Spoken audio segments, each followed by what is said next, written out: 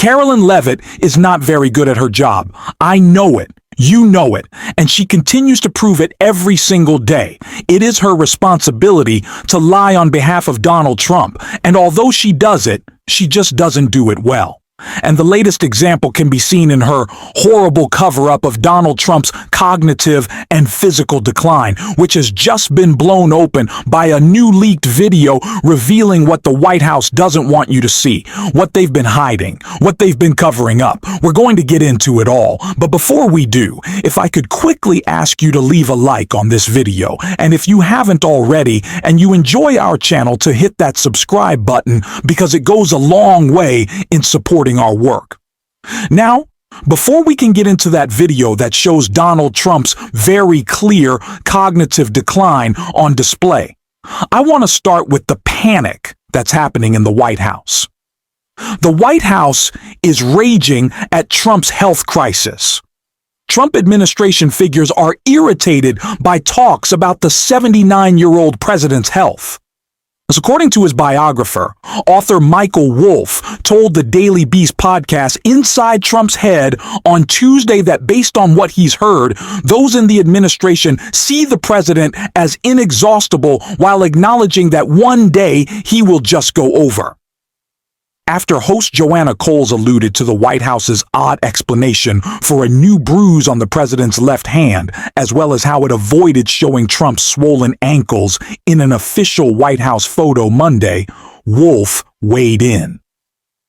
The only thing that I'm hearing about his health is that everyone is irritated that people are focusing on his health. I mean, the people around him, Wolff said. A few weeks after the White House revealed that Trump had a chronic venous insufficiency, which can cause swollen legs because, and actually this makes some sense, what they see in Trump is always moving ahead. A man who doesn't stop inexhaustible, Wolff explained. On the other hand, they acknowledge one day he will just go over. They say that? Coles asked. Yeah, Wolff replied. The idea that he will fade, that he will become sick, that he will be mortal in the way that we all are, they actually don't accept he will stop at one point and that will be it. When reached for comment Tuesday, a White House spokesperson insisted that Trump's energy levels surpass those of any other president. President Trump is the most energetic and transformative president in history, and he works non-stop on behalf of the American people. Davis Engel told the Daily Beast, today's 3-hour marathon-long cabinet meeting that was open to the press and the American people proves exactly that. The White House has provided similar grandiose language recently about Trump's fitness from Texas Representative Ronnie Jackson, a Republican who was physician to the president under Trump until March of 2018. It was Jackson who said that year that Trump might have lived to be 200 years old if he had a better diet. We're supposed to trust Trump's so-called doctor, the guy who lost his license and writes fake reports? Please. The real story is Wes Moore. Trump claimed Moore called him the greatest president. Fox played the clip. It proved Trump lied. And what happened off camera?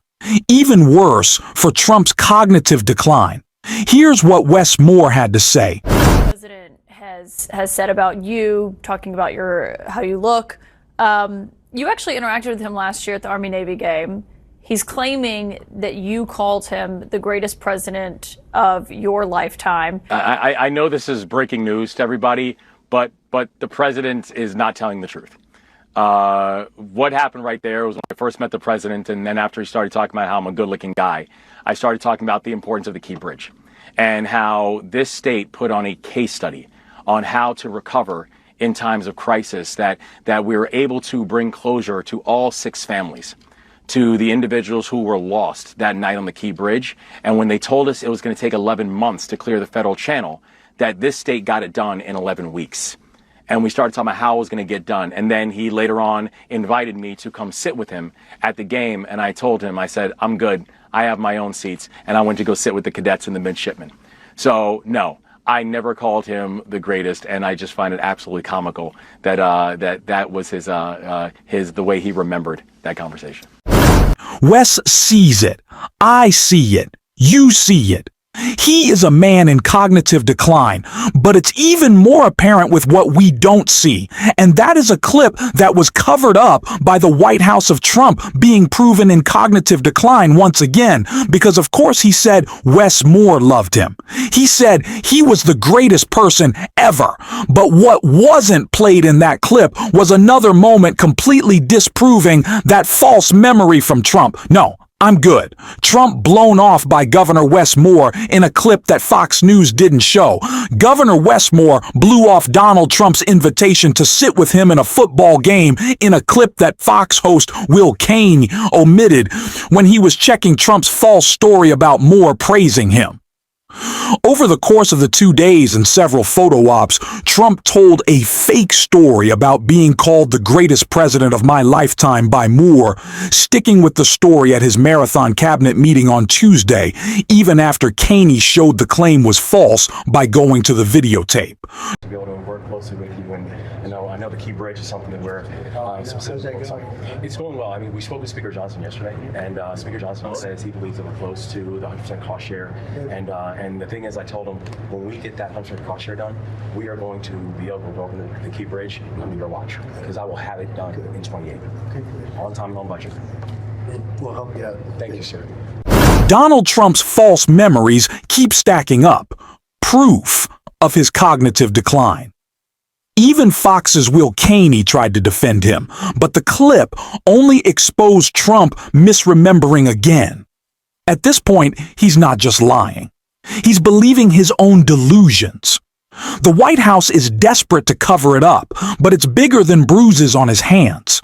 Trump's decline is obvious, and Wes Moore is calling him out, not just for his pudding brain moments, but for pushing fake crime narratives too. The crime is down, rightfully so, in Baltimore. But some people might look at the numbers and say, okay, well, the city still has the 8th highest overall crime rate, 3rd highest violent crime rate. And those are numbers that justify what the president is saying. I want you to listen actually today, because this was a point he kept making repeatedly during this cabinet meeting, which is basically he's winning a political game against Democrats, that they're making other Democrats defend crime numbers like what I just said there. Listen to how the president put it today. The Democrats have lost 2.5 million. Other than that, they're extremely happy. No, they're very depressed. They're very depressed. And their new box that they've fallen into is crime. There was a consultant on one of the shows this morning I was watching. I thought he was very good. He's a Democrat consultant. And he was screaming, no, no, don't let him do this to you. It's another trap. Do you worry that it's a trap? I worry that he's not taking this seriously. This isn't a game. This is not politics. The 8 years under the previous governor in Maryland, we went 8 years in Baltimore with 300 plus homicides every single year unabated. That during that time, during the 8 years of my predecessor, the homicide rate in the state of Maryland nearly doubled, the non-fatal shooting rate did double, and I refused to be a governor who was just going to sit there and offer thoughts and prayers while we allowed bloodshed in our neighborhood. So what did we do? We actually got serious. We actually started working together. We started making historic investments in our community groups and in local law enforcement. We started actually making investments to ensure that we could use technologies to stop crime before it happened. And if someone committed a violent crime, particularly with a firearm, I want them in handcuffs in 24 hours. We started taking this seriously. And that's the problem that I'm seeing here, is that we are actually working together to take this issue seriously. And right now, from the President of the United States, with his jeering cackles around him, that the only thing we are hearing is them laughing about the fact that this is a political ploy. It is real to people who have lived in communities for so long that have been neglected and that have been ignored. And I can tell you right now, when they are watching the fact that this is just becoming a political game, to those who are sitting in positions who could actually do something about it, that is the thing that will have consequences in the ballot box later on. Donald Trump never solves real problems. He invents fake ones. His big win this week, bringing back the Cracker Barrel logo. That's what his presidency has always been. Distractions, renaming things, and bad interior design like turning the Rose Garden into a concrete slab or trying to rename the Gulf of Mexico. But these stunts are becoming more dangerous, and as Elizabeth Warren points out, even the Fed isn't safe from Trump's chaos. He clearly wants to do this so that he can control people and what happens with interest rates. But what do you make of it, and what concerns do you have? So understand, you showed at the beginning of the program that cabinet meeting with all those people sitting around the table telling Donald Trump just how wonderful he is, bowing down to Donald Trump. But remember, there's a reality outside the cabinet room. And that reality is our economy. And it's 330 million Americans. And what those people are seeing is that what Donald Trump promised when he ran for office, remember, number one thing he promised was he would reduce costs for American families on day one. Those were his words, on day one. And now here we are, 230 days in, and the cost of groceries is up, the cost of utilities is up, the cost of housing is up, the cost of back-to-school shoes is up, the cost of backpacks is up, the cost of baby strollers is up. Costs are up for families. And that's a real problem, because everybody sitting around that cabinet table can suck up to Donald Trump. But the American people are experiencing an economy of higher costs at a time when Donald Trump himself said he got elected on the promised lower costs. Look, Donald Trump needs a scapegoat and a diversion, and that's what he's doing with the Fed.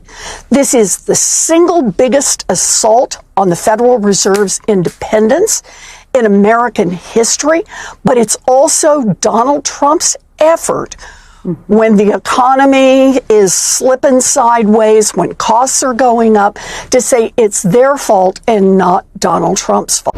Donald Trump is costing you, plain and simple. It doesn't matter where you live, who you vote for, or what issues you care about. His actions are hitting your wallet, your community, and our democracy. And we're going to keep exposing that every single day on this show. If you want to stand with us, hit that subscribe button, leave a like, and drop a blue heart in the comments if you made it this far. Until next time, I will see you soon.